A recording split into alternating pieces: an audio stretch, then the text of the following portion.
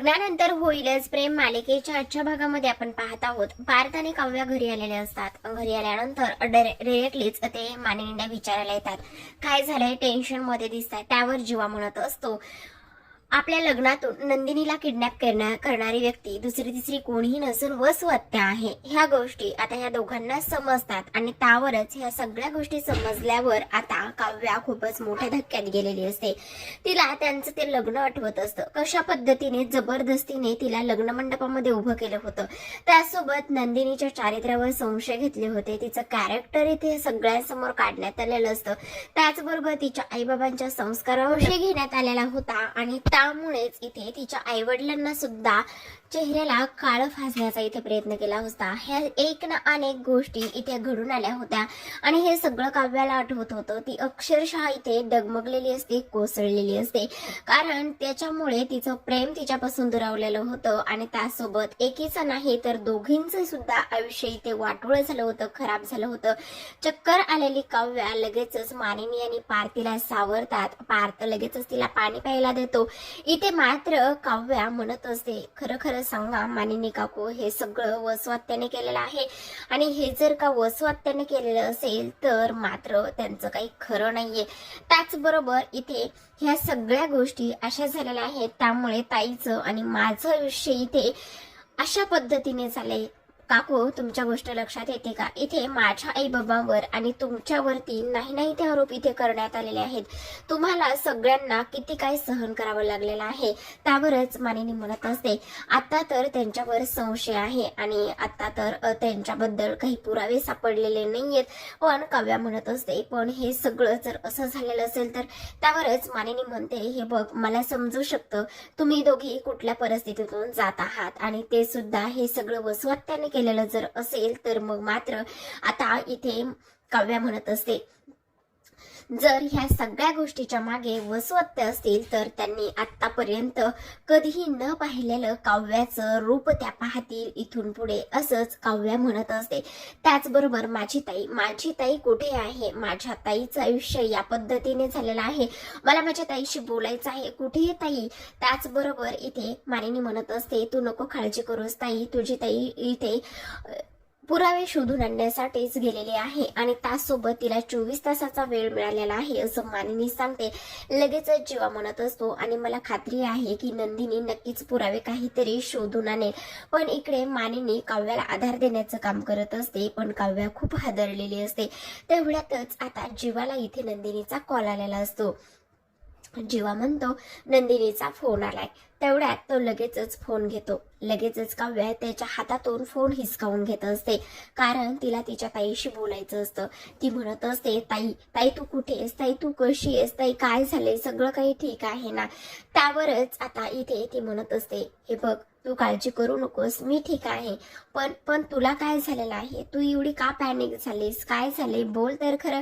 त्यावरच आता इथे तिकडून नंदिनी म्हणत असते, बोल ना काव्या.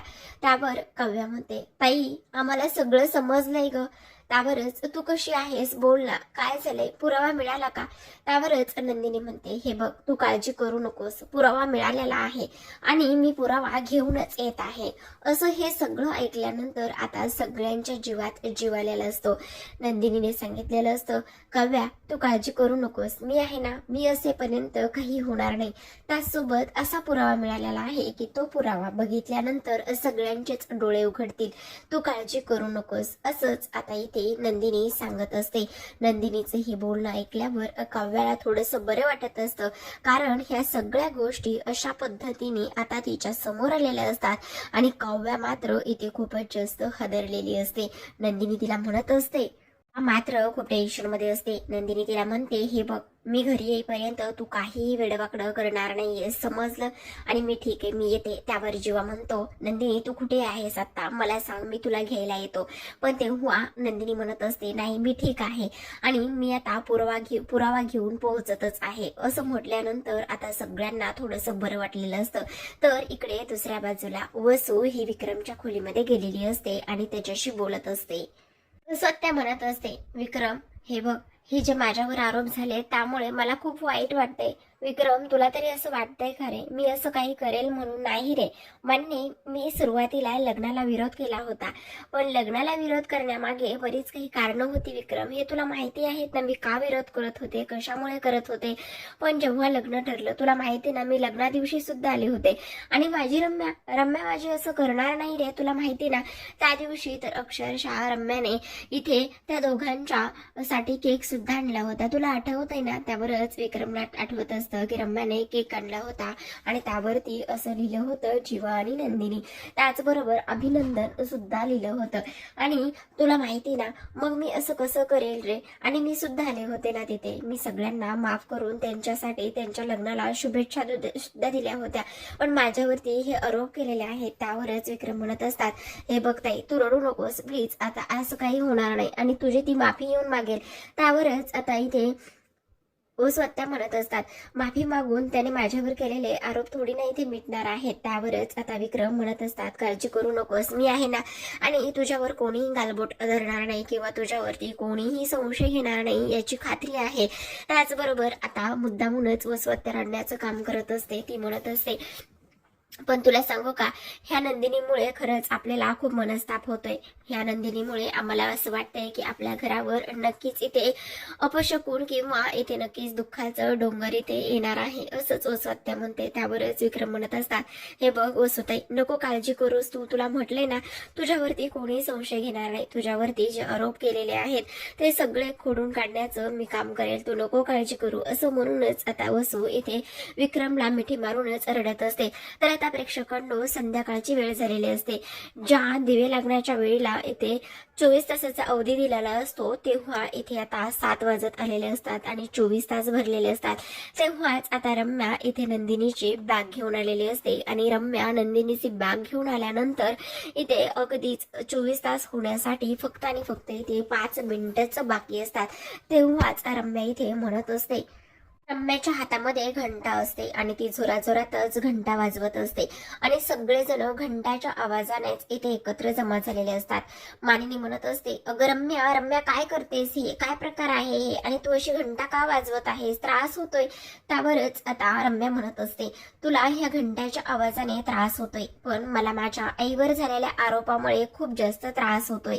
कव्यापुढे तिची बॅग ढकलते आणि म्हणत असते, हे घे तुझ्या बहिणीची बॅग. या घराचा उंबरठा ओलांडून तुझी बहीण या घरामध्ये आली होती ना, तर आज तिची उलट पाठवणी आहे.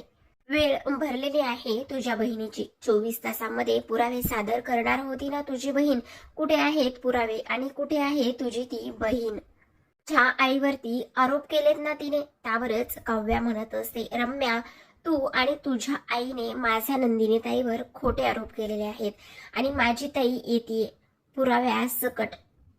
आता काव्या तिच्या हातामधली असलेली घंटी हातामध्ये घेते आणि घंटा हातामध्ये घेतल्यानंतर आता ती घंटा घेऊन इथे ती वसवत्त्यासमोर जाऊन उभी राहते आणि म्हणत असते, वसवत्त्या, आणखीनही वेळ गेलेली नाहीये. ही घंटा घ्या आणि देवासमोर ठेवा, देवासमोर घंटानाद करा. जमलं तर तुमच्या स्वतःच्या जीवाची भीक मागा देवासमोर, कारण तुमच्यावरचे आरोप सिद्ध झाल्यानंतर तुम्हाला आज तागायत अशी काव्या दिसणार आहे की जी आजपर्यंत कोणीही पाहिलेली नसेल, समजलं? बरंच रम्या काव्याचा हात पकडते आणि म्हणत असते, ए बाद झालं काव्या, एवढं काही बोलायची गरज नाहीये. काल तर खूपच टेकतात आणि ऐटीतच तुझी बहीण बोलून गेली होती ना की 24 तासामध्ये इथे आमच्या सगळ्यांसमोर पुरावे हजर करेल म्हणून. मग कुठे आहेत पुरावे? आणि 24 तास संपतच आलेले आहेत, फक्त 5 मिनिटं बाकी आहेत. कुठे आहे तुझी ती बहीण? पुरावे काही मिळालेले नाही की काय? त्यावरच बाहेर नंदिनीचा आवाज आलेला असतो आणि नंदिनी म्हणत असते, पुरावे आहेत, पुरावे आहेत असं म्हटल्याबरोबरच आता सगळेजण तिथे तिच्याकडे पाहत असतात. तिच्याकडे पाहिल्यानंतर नंदिनीच्या बाजूला दीपक उभा असतो. दीपक हा खूपच दाढी वाढलेले असतो, त्याचबरोबर केस हा विस्कटलेले असतात आणि अगदीच फॉर्मल ड्रेसमध्ये तो तिथे आलेला असतो. आता नंदिनी पुढे असते तर दीपक तिच्या पाठीमागे येतच असतो. वसवात्याला तर अगदीच घाम दरदरून फुटलेला असतो. तिला खूप भीती वाटत असते की आता हा नेमका काय बोलणार आहे आणि काय नाही.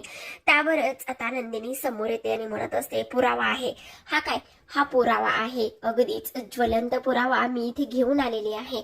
आणि वसुहत्या, तुमचा हिशोब करण्यासाठी मला 5 मिनिटे नाही तर 1 मिनिट सुद्धा पुरेसा आहे. त्याच जीवा म्हणत असतो, अगं नंदिनी काय हे, कोणाला घेऊन आलीस तू? आणि हा त्यावर नंदिनी म्हणते, जीवा प्लीज तुम्ही माझ्यावर विश्वास ठेवा, पटकन सगळं क्लिअर होईल. त्यावरच आता इथे वसुहत्या म्हणत असते, अगं काय हे, कोण आहे हा? त्यावरच इकडे मात्र सगळ्यांना खूपच धक्का बसतो. इथे वसुहत्या म्हणते, कोण आहे हा, मी ओळखत नाही ह्याला. त्यावरच आता दीपक म्हणत असतो, काय वसुंधरा मॅडम, विसरला की काय तुम्ही मला? मला ओळखत नाही आहात तुम्ही? अहो मी तोच दीपक, ज्या दीपकच्या मदतीने तुम्ही नंदिनीला लग्न मंडपामधून किडनॅप करायला लावलं होतं. तुमच्या सांगण्यावरून तर मी नंदिनीला लग्न मंडपामधून किडनॅप केलं होतं. काय हो वसुंधरा मॅडम, वय झाले म्हणून तुमचा विस्मरणाचा आजार वाढला की काय? का तुम्हाला वय वाढलं म्हणून विसरण्याचा सुद्धा आजार जडलाय? तुम्हाला मी आठवत नाही का? तोच दीपक मी, जो दीपक. त्यावरच आता इथे वसुंधरा चांगलीच घाबरलेली असते. तिच्या हातामध्ये असलेली घंटा एव्हाना तर कधीच खाली पडलेली असते. ती लगेचच म्हणत असते, नाही नाही, मी ह्याला ओळखत नाहीये, मी ह्याला कधी पाहिलेलं सुद्धा नाहीये. अरे विक्रम हा काहीही बोलतोय. त्यावरच विक्रम म्हणतात, एक मिनिट थांब. एक मिनिट, मला एक गोष्ट सांग, ह्या वसुंधरा मॅडमने तुला नंदिनीला किडनॅप करण्याची सुपारी का बरं दिली होती? त्यावरच दीपक म्हणत असतो, कारण त्यांना समजलं होतं माझं नंदिनीवर प्रेम आहे आणि म्हणूनच त्यांनी मला इथे किडनॅप करण्याची सुपारी दिली होती. तेच तुझं नंदिनी सोबत लग्न होईल आणि नंदिनी आमच्या मार्गातील काठा अडथळा दूर होईल.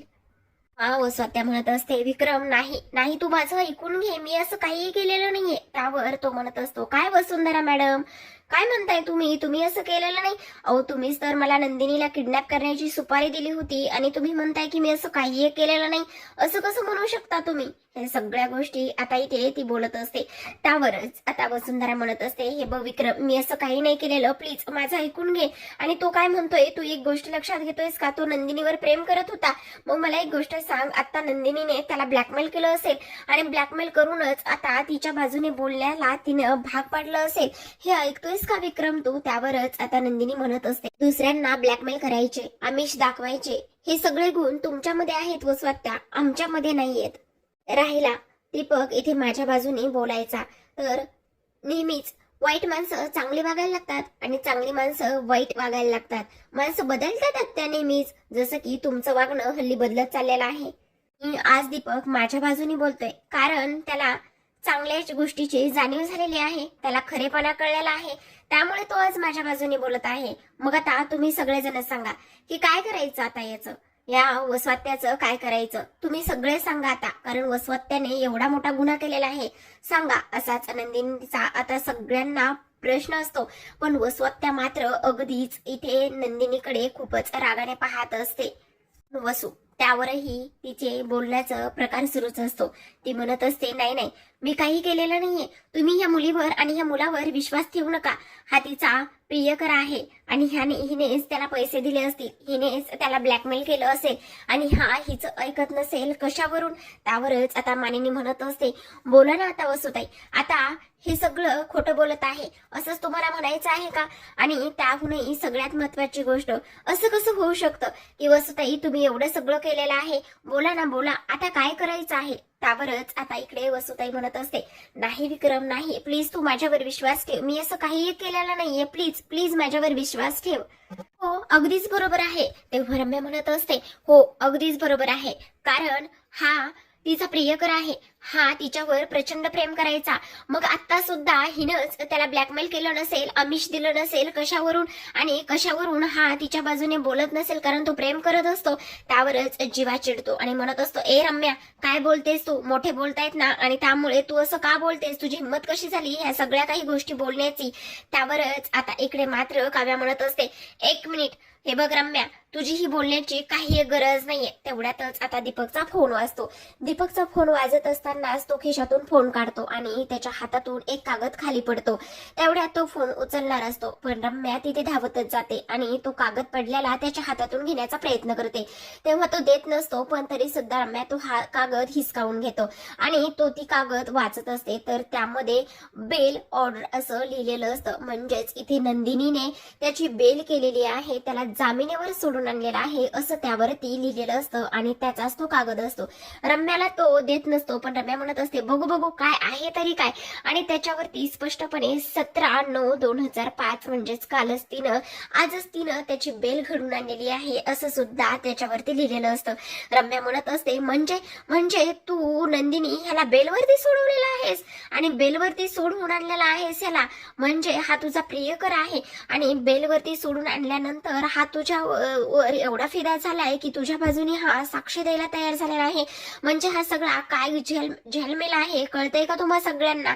आता इकडे सगळेजण पाहतच असतात, कारण नंदिनीने त्याला बेलवर सोडून आणलेलं असतं आणि रम्या ह्याच गोष्टीचा खूप जास्त बाऊ करत असते.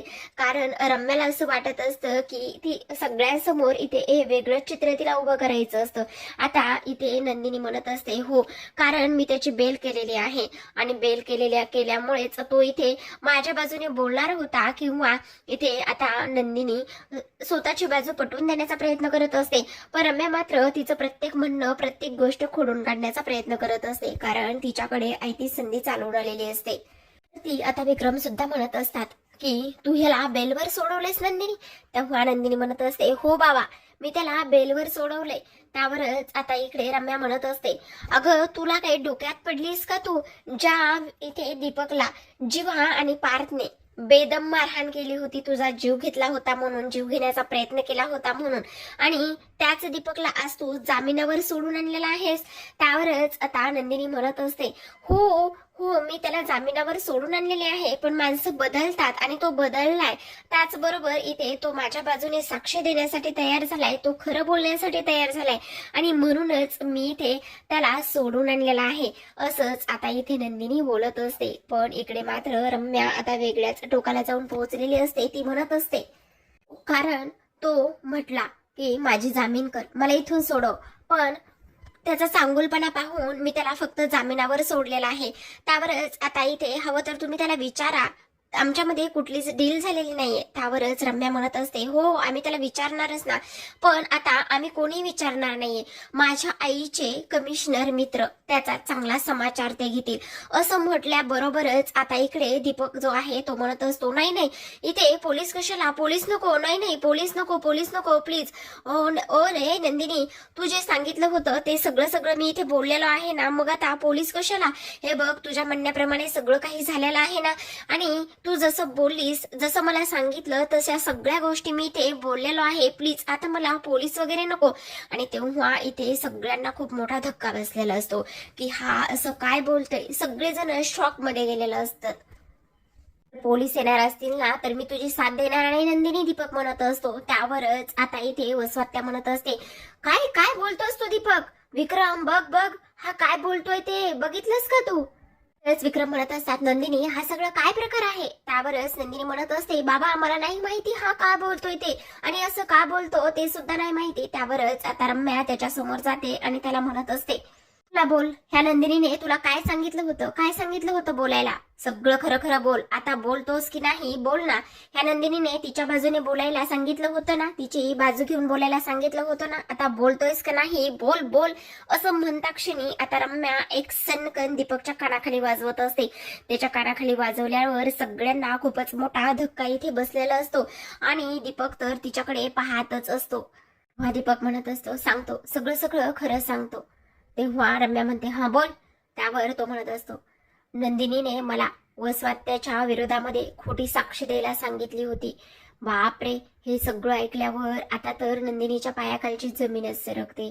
असं कसं होऊ शकतं, ह्याचा मी जामीन केलाय आणि हे सगळं कसं झालंय. आता तर तिच्याकडे कुठला पुरावा सुद्धा नसतो शिल्लक. हे सगळं काय होऊन बसलंय, याच विचारामध्ये नंदिनी हरवलेली असते. सगळेजण अवाक होऊनच आता तिच्याकडे पाहत असतात.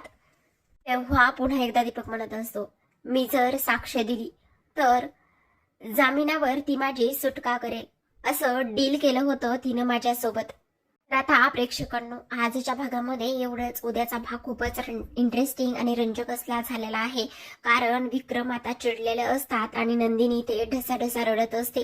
तरच आता विक्रम तिला म्हणत असतात, अत्यंत खालच्या थराला गेलेली आहेस तू. तुला माझी सून म्हणून घेण्याची सुद्धा मला लाज वाटते आता. असं म्हणूनच विक्रम तिथून निघून गेलेले असतात. ते तर निघून जातात, पण आता नंदिनी दीपक समोर जाते आणि म्हणत असते, का करतोस दीपक तू हे असं. हात जोडत असते आणि म्हणत असते, आपल्यामध्ये कुठलीही डील झालेली नाहीये. उलट तू म्हटलास की माझा जामीन करून दे आणि जे घडलेलं आहे ते मी सगळं काही सांगेल. मग तू असं का वागतोयस दीपक, का खोटं बोलतोयस असं. असं म्हटल्यानंतर आता दीपक पुन्हा म्हणतो, तूच तर नाही का म्हटलेली की इथे येऊन वसवात त्याच्या विरोधामध्ये खोटी साक्ष करून दे म्हणून. आणि तुला सुद्धा माझ्याबद्दल काहीतरी वाटतच असेल ना, आणि म्हणूनच तू असं बोललेली असेल, हो की नाही नंदिनी. असं म्हटल्यानंतर आता नंदिनी